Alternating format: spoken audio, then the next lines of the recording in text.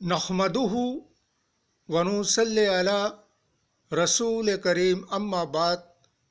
पश्चिम बंगला का पीर फुरफुरा दरबार शरीफ मुजद्दिदिया जवान पीर अबू बकर सिद्दीक रहमतुल्लाह अलैहि का संगठन ऑल इंडिया मुजद्दिदिया मिशन सर्वधर्मों सम्मेलन कमेटी के सदस्यों हैं हम मोहम्मद आसिफ। इसके अलावा सर्वभारतीय जातीय कांग्रेस का भी सदस्यों हैं हम।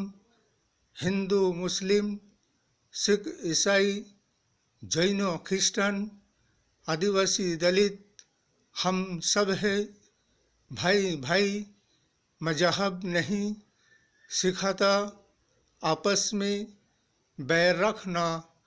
हिंद है हम, ये वतन है हमारा।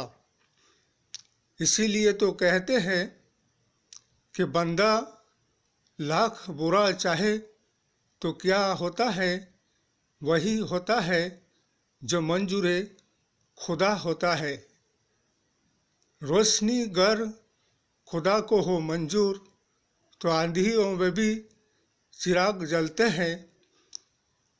हमने बहुत से ऐसे बेईमान देखे हैं, लेकिन मौजूदा शासक दल बीजेपी सरकार के जैसा बेईमान जिंदगी में नहीं देखा है।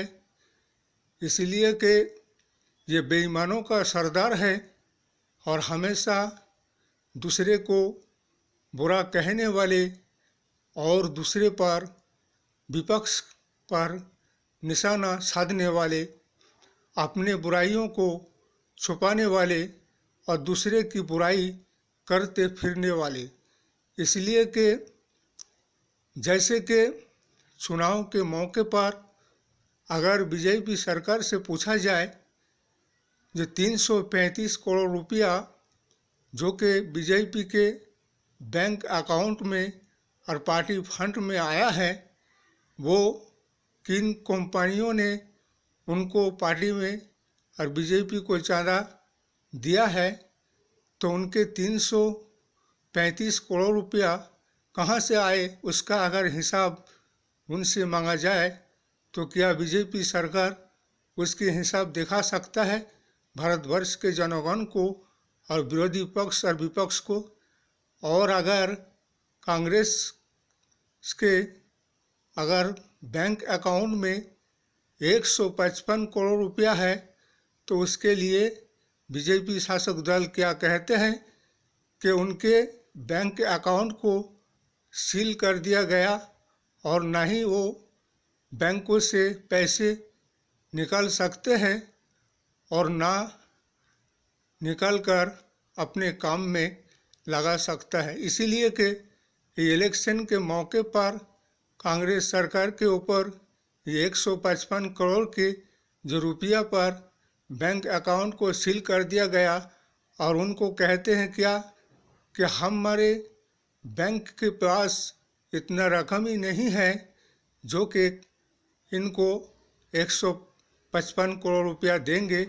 इसलिए कि ये इलेक्शन के मौका है, ये बीजेपी सोचते हैं कि ये कैसे इलेक्शन और चुनाव लोकसभा का बीजेपी कांग्रेस सरकार लड़ेगा और कैसे लड़ सकते हैं हम देखेंगे।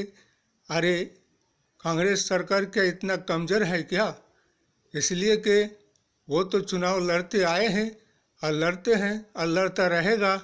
इसलिए हमारे इंटरनेशनल इंडिया 26 दल संगठन जो सिद्धांत लिया है 2024 के लिए, हर राज्य पे बीजेपी के खिलाफ एक ही कैंडिडेट खड़ा होगा और